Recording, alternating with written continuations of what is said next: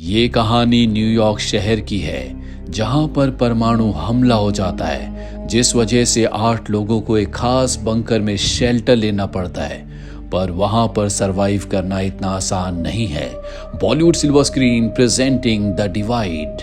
New York शहर, जहां पर बहुत बड़ा युद्ध चल रहा है, वहीं एक बिल्डिंग की अपार्टमेंट की खिड़की पर ईवा नाम की लड़की को दिखाया जाता है, जो ये सब कुछ देख रही होती है। और तभी न्यूयॉर्क में परमाणु विस्फोट होता है, जिस वजह से ईवा का जो बॉयफ्रेंड होता है उसे अपने साथ बिल्डिंग के नीचे बने बेसमेंट में ले जाता है, जहां पर माइकी नाम का आदमी दरवाजा बंद कर देता है। वो चारों तरफ टेप लगा देता है ताकि बाहर से रेडिएशन अंदर ना आए। यहाँ पर पहले से 6 लोग होते हैं, जिन्हें बाहर से लोगों के रोने चिल्लाने की आवाजें आ रही होती हैं।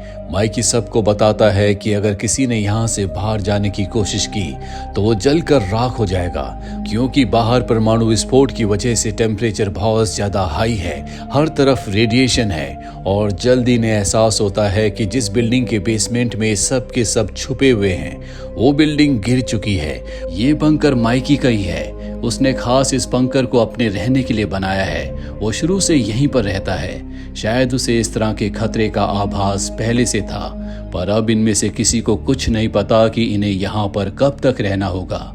इनमें एक छोटी बच्ची भी होती है जिसका नाम वेंडी है। वो बाहर जाने की जिद करती है, पर माइकी उससे डरा देता है, इसीलिए वो अपनी मॉम के पास चली जाती है। सब पूछते हैं कि हम यहाँ से कैसे निकल सकते हैं, लेकिन माइकी किसी की बात का कोई जवाब नहीं देता।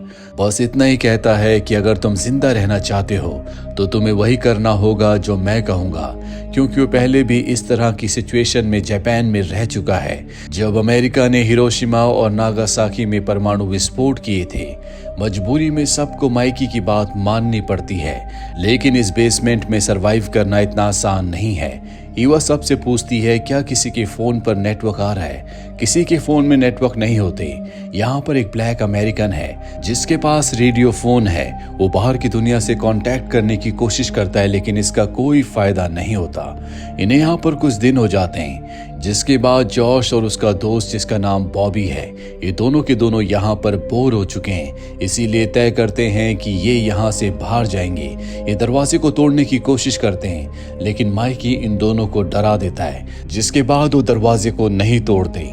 ईवा नोटिस करती है कि इस बेसमेंट में एक खास तरह का रूम है जहाँ सिर्फ माइकी जा सकता है। उसके अलावा उस रूम में किसी और को जाने की इजाजत नहीं है। वहीं जॉश हर रोज एक जैसा खाना खाकर बोर हो चुका है, इसीलिए आज वो खाने को फेंक देता है, जिससे माइकी को बहुत गुस्सा आता है। ये सब के सब एक सामने इकट्ठा हो जाते हैं और तभी इन्हें एहसास होता है कि बाहर से कोई दरवाजे को काट रहा है। ये सब के सब खुश हो जाते हैं। इन्हें लगता है कि कोई इन्हें बचाने के लिए अंदर आना चाहता है, लेकिन जब दरवाजे को तोड़कर वो आते हैं तो वहां पर 5 सोल्जर्स होते हैं, जिन्होंने बायोहेजार्ड सूट्स पहने होते हैं, जो कि रेडिएशन से उन्हें बचाता है। और अब वो वेंडी को पकड़कर उसकी गर्दन में कुछ इंजेक्ट करते हैं, जिससे वो बेहोश हो जाती है। हालांकि उसकी मॉम ऐसा करने से उन्हें मना करती है, लेकिन वो उसकी बात नहीं सुनते। जिसके बाद ये वेंडी को एक बैग में रखकर यहाँ से ले जाते हैं। 2 सोल्जर वेंडी को अपने साथ ले जाते हैं, पर 3 यहीं पर रह जाते हैं। ये उनके ऊपर हमला करके उन तीनों को मार देते हैं। पर इस मुठभेड़ में जॉश का भाई, जो इन 8 में से एक है, वो भी जख्मी हो जाता है। वहीं वेंडी की मॉम वेंडी के यहाँ से जाने से बहुत परेशान है। वो खुद भी बाहर जाना चाहती है, पर इससे पहले कि वो मेन दरवाजे को खोलती, उसे ये देख लेते हैं, जिसके बाद जबरदस्ती उसे स्टोर रूम में बंद कर दिया जाता है, क्योंकि बाहर का दरवाजा अगर ज्यादा देर तक खुला रह गया तो सारा रेडिएशन अंदर आ जाएगा, जिससे इन सब की मृत्यु हो जाएगी।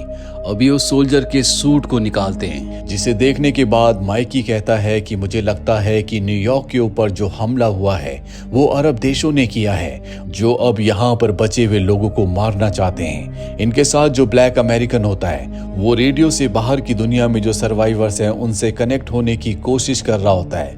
माइकी उसे ऐसा करने से मना कर देता है। वो कहता है कि तुम्हारी वजह से हम सब के सब एक बार फिर से फंस सकते हैं। तुम्हारी रेडियो की वजह से दुश्मन को हमारी लोकेशन लोकेशन का पता चल सकता है, इसीलिए उसे अपने रेडियो को बंद करना पड़ता है। वहीं ईवा वेंडी की मॉम के पास जाती है, जो कि वेंडी के लिए बहुत ज्यादा परेशान है। लेकिन अच्छी बात यह है कि अब इनके पास एक ऐसा सूट है जिसे पहनकर ये बाहर जा सकते हैं, क्योंकि उसे पहनने के बाद उसके अंदर जो इंसान है उसके ऊपर रेडिएशन का कोई भी असर नहीं होगा। ईवा कहती है कि मैं बाहर जाऊंगी, बाहर जाकर मैं अपने देश की आर्मी को ढूंढूंगी ताकि वो हमारी मदद कर सके। लेकिन ये ईवा को बाहर जाने की इजाजत नहीं देते, क्योंकि इन्हें शक है कि ईवा सूट पहनकर हमेशा के लिए यहाँ से चली ना जाए। इसीलिए सब तय करते हैं कि जॉश को ये बाहर भेजेंगे, क्योंकि जॉश का जो दोस्त है उसे गोली लगी है, वो अब भी अंदर ही है और वो अपने दोस्त को बचाने के लिए जरूर आएगा। और अब ये जॉश को सूट पहनाते हैं। जॉश उस सूट को पहनकर जब बाहर जाता है तो वो देखता है कि दरवाजे के बाहर एक टनल बना दी गई है, जो कि एक लैब तक जाती है। वो उस टनल से होता हुआ लैब में पहुंच जाता है, जहां पर दो लोग रिसर्च कर रहे होते हैं। उन दोनों ने उसी तरह का सूट पहना है जिस तरह का सूट जॉश के पास है, इसीलिए वो जॉश को नहीं पहचान पाते। और अब जॉश भी वहां जाकर खड़ा हो जाता है। दरअसल वो देखना चाहता है कि ये दोनों यहाँ पर क्या कर रहे हैं। जॉश देखता है कि वहां पर कुछ बच्चों के बाल है, साथ ही कैप्सूल्स के अंदर बच्चों को रखा गया है जो सब के सब बेहोश हैं। इनमें वेंडी भी होती है, जिसे देखकर वो रेस्टलेस हो जाता है, जिस वजह से वहां पर जो दो लोग होते हैं वो पहचान जाते हैं कि ये हम में से एक नहीं है, इसीलिए वो उसका पीछा करते हैं। लेकिन जॉश भागता हुआ वापस बेसमेंट में आ जाता है। वो बहुत ज्यादा घबराया हुआ है। वो सबको बताता है कि बाहर कुछ नहीं बचा, वहां पर कुछ ऐसे लोग हैं जो बच्चों के ऊपर एक्सपेरिमेंट कर रहे हैं। साथ ही वो वेंडी की मॉम की तरफ देखकर उससे माफी मांगता है कि मैं तुम्हारी बेटी को वापस नहीं ला पाया। और तभी बेसमेंट के दरवाजे के बाहर कुछ लोग आ जाते हैं, जो बाहर से पूरे दरवाजे को वेल्ड कर देते हैं ताकि कोई भी बाहर ना आ पाए। इन्हें कुछ समझ नहीं आ पाता कि बाहर जो लोग हैं वो कौन है, वो इनसे क्या चाहते हैं। वही कुछ दिन और बीत जाते हैं। जिन सोल्जर्स को इन्होंने मारा था अब उनकी बॉडी सड़ रही होती है, जिस वजह से पूरे बेसमेंट में बदबू होती है। माइकी कहता है कि हमें कुछ ना कुछ करना होगा, जिसके बाद वो जॉश के दोस्त के साथ मिलकर इन तीनों डेड बॉडीज को ठिकाने लगा देता है, यानी कि उन्हें वहीं बेसमेंट में कहीं दफना दिया जाता है। कुछ दिन और बीत जाते हैं और एक दिन माइकी की नजरों से बचते हुए ये सब के सब माइकी के उस कमरे में पहुंच जाते हैं जहां पर किसी को जाने की इजाजत नहीं है। दरअसल इनका खाना खत्म हो चुका है। इन सबको लगता है कि माइकी ने अपने उस रूम में खाना छुपा कर रखा है। और जब ये उस रूम के अंदर जाते हैं तो वहां पर न्यूज़पेपर की बहुत सारी कटिंग्स होती हैं जो दीवार पर चिपकाई गई हैं। इनमें से एक कटिंग 9/11 की भी होती है, साथ ही माइकी के परिवार की फोटोज भी। किसी को कुछ समझ नहीं आता कि माइकी इस तरह से यहाँ पर क्यों रहता है। और तभी यहाँ पर माइकी आ जाता है, जो सबको अपने कमरे से बाहर जाने के लिए कहता है। वो कहते हैं कि हम यहाँ पर खाने की तलाश में आए हैं। माइकी कहता है कि खाना खत्म हो चुका है, अगर मेरे पास खाना होता तो मैं तुम्हारे साथ उसे बांटकर जरूर खाता। लेकिन ये माइकी की बातों पर विश्वास नहीं करते और कहते हैं कि अब हम तुम्हारे साथ इसी रूम में रहेंगे।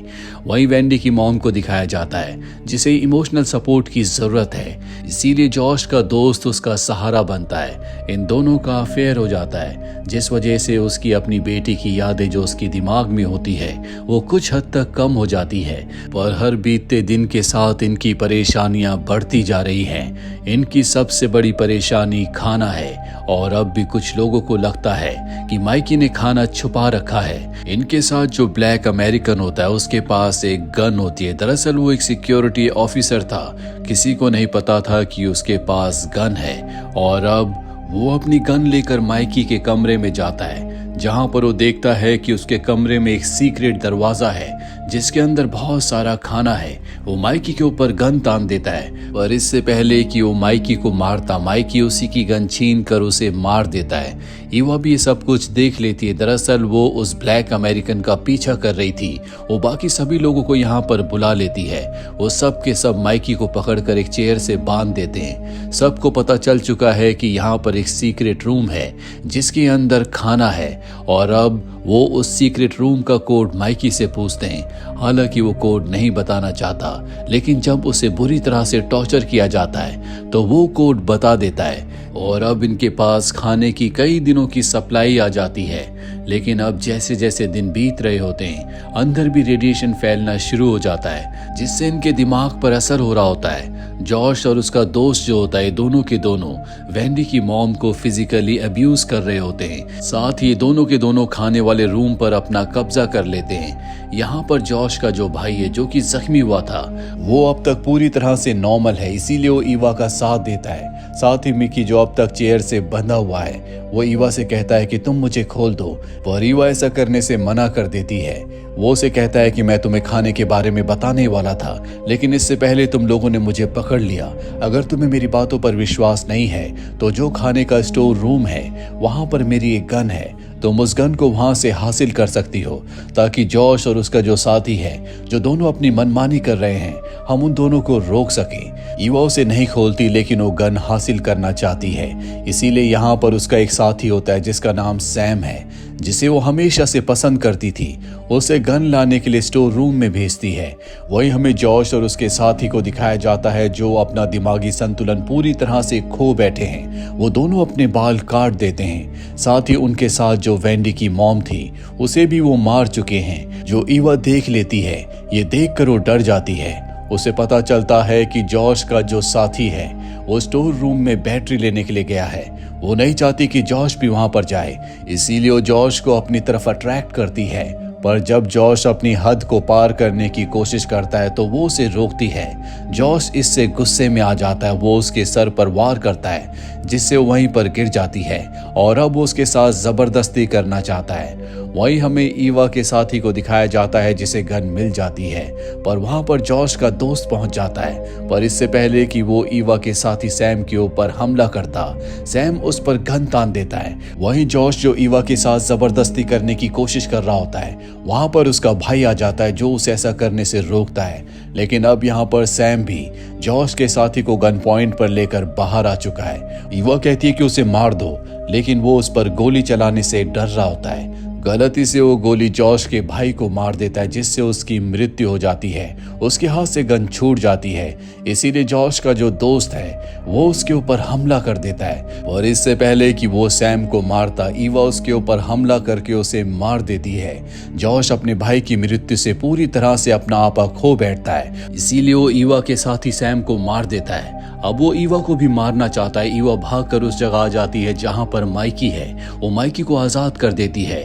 माइकी आजाद होते ही जॉश को गोली मार देता है, लेकिन मरने से पहले जॉश इस जगह पर आग लगा देता है, ताकि उसके साथ साथ ईवा और माइकी दोनों के दोनों मारे जाएं। माइकी ने ईवा को बताया था कि यहाँ पर जो टैंक है, जिसमें वेस्ट मटेरियल जाता है, वहां से बाहर निकलने का रास्ता है, लेकिन इनके पास एक ही सूट है, यानी कि इन दोनों में से एक ही बाहर जा सकता है। इसीलिए ईवा सूट लेकर भागकर उस कमरे में चली जाती है जहां पर वो टैंक होता है। वो जल्दी से सूट पहन लेती है। बाहर से माइकी दरवाजे को नॉक कर रहा होता है, क्योंकि बाहर चारों तरफ आग फैल रही है। माइकी को समझ में आ जाता है कि उसका आखिरी वक्त आ चुका है, इसीलिए अपने आखिरी वक्त में वो अपनी पत्नी और बेटी को याद करता है। वहीं हमें ईवा को दिखाया जाता है, जो उस गंदगी के टैंक से होते हुए बाहर आ जाती है।